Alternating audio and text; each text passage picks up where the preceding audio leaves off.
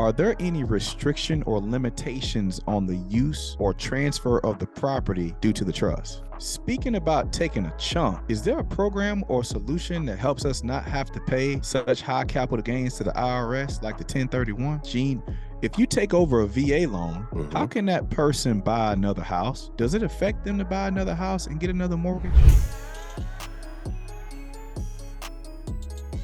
Are there any restriction or limitations on the use or transfer of the property due to the trust? When you do it our way, we have a money printing machine. We can actually do more than the traditional way, really, because we don't have those restraints. So you can get as creative as your mind can get in terms of the problem solving and money generating and essentially money printing. And then along with running parallel with the knowledge that you have acquired, because the ability doesn't fall out of the sky. So you got to get it, and you got to get it intentionally, and it can get to the point literally of a money printing machine. Speaking about taking a chunk, is there a program or solution that helps us not have to pay such high capital gains to the IRS like the 1031? Oh my God, yes. It's called Deferred Depreciation, and then you componentize your write-offs too, and you can defer your write-offs. So it's really a chess match in the tax game, but we've got the process for it. But that's my roundtable. Our accountant was just at the last roundtable meeting, as a matter of fact. She wasn't totally versed in,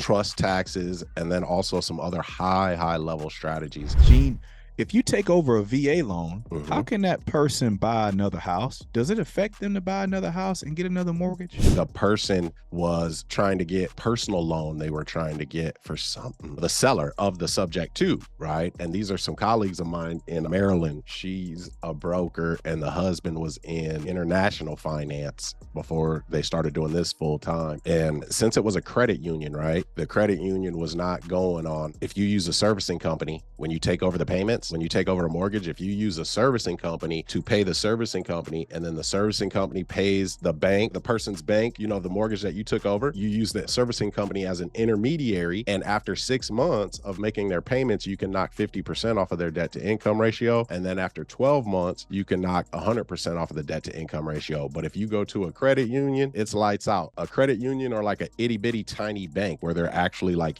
in the mud, like doing it, and not like ripping people off and just creating shit out of thin air like the big banks. My colleagues were just going to loan him the $25,000. They were giving him a pretty good interest rate. The credit union was, I think it was like 5.5, which that's, less than the average right now, significantly, but they didn't mind. They had the $25,000 to loan him with the interest. So they would have been making money, but they were just like the principle of the matter. We advised them to just go ahead and loan them the money. They're at a point where they're printing money at this point. So loan them the 25 G's with the credit union. Now, big banks, again, if you're using a servicing company, they'll give you a document that's the proof of payment. I mean, that's one of the many things that servicing companies do, besides steal people's houses, right? That's how you would do that.